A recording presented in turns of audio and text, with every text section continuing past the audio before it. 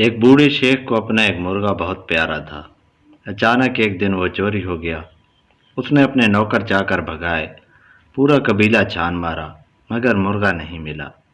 ملازموں نے کہا کہ مرغے کو کوئی جانور کھا گیا ہوگا۔ بوڑھے شیخ نے مرغے کے پر اور کھال ڈھونڈنے کا حکم دیا۔ ملازم حیران ہو کر ڈھونڈنے نکل پڑے، مگر بے سود۔ شیخ نے ایک اونٹ ذبح کیا اور پورے قبیلے کے مائدین کی دعوت کر ڈالی۔ جب وہ کھانے سے فارغ ہوئے تو شیخ نے ان سے اپنا مرغا گم ہونے کے بارے میں ذکر کیا اور ان سے اسے ڈھونڈنے میں مدد کی درخواست کی۔ کوئی زیر لب مسکرائے، کوئی نے بوڑھے کو خپتی سمجھا، مگر وعدہ کیا کہ کوشش کریں گے۔ باہر نکل کر مرغے کی تلاش پر اونٹ ذبح کرنے پر خوب گپ شپ ہوئی۔ کچھ دن بعد قبیلہ سے بکری چوری ہو گئی۔ غریب آدمی کی تھی، وہ ڈھونڈ ڈانٹ کر خاموش ہو گیا۔ شیخ کے علم میں جب یہ بات آئی تو اس نے پھر ایک اونٹ ذبح کیا اور دعوت کر ڈالی۔ جب لوگ کھانے سے فارغ ہوئے تو اس نے پھر مرغے کی تلاش اور بکری کا قصہ چھیڑا اور قبیلے سے کہا کہ اس کا مرغا ڈھونڈ دیں۔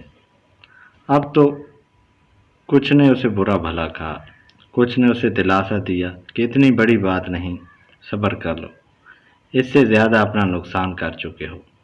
ابھی 3 دن ہی گزرے تھے کہ ایک اور شیخ کا اونٹ رات کو اس کے گھر کے سامنے سے چوری ہو گیا۔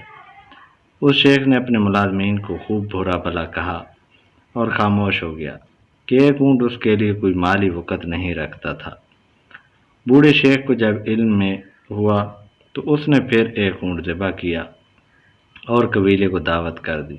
سب کھانے سے جب فارغ ہوئے تو اس نے سرسری اونٹ گم ہونے کا ذکر کر کے اپنے مرغے کو یاد کیا اور قبیلے سے التجا کی کہ اس کا مرغا ڈھونڈ دیں۔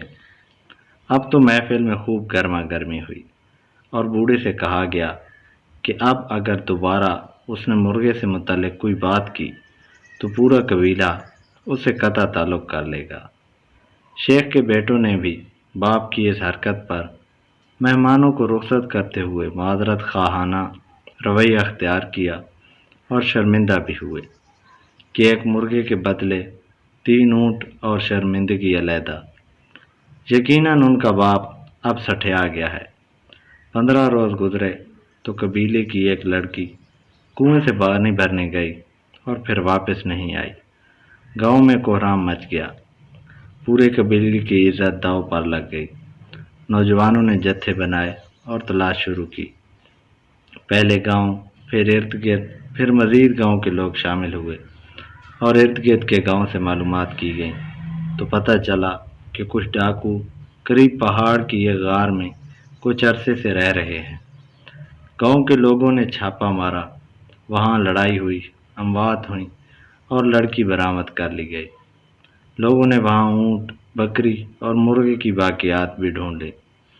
تب انہیں احساس ہوا کہ بوڑھا شیخ کس طوفان کے آنے کا انہیں اندیا دے رہا تھا۔ اگر گاؤں کے لوگ مرغے پر ہی متحد ہو جاتے تو بات اب روح تک نہ پہنچتی۔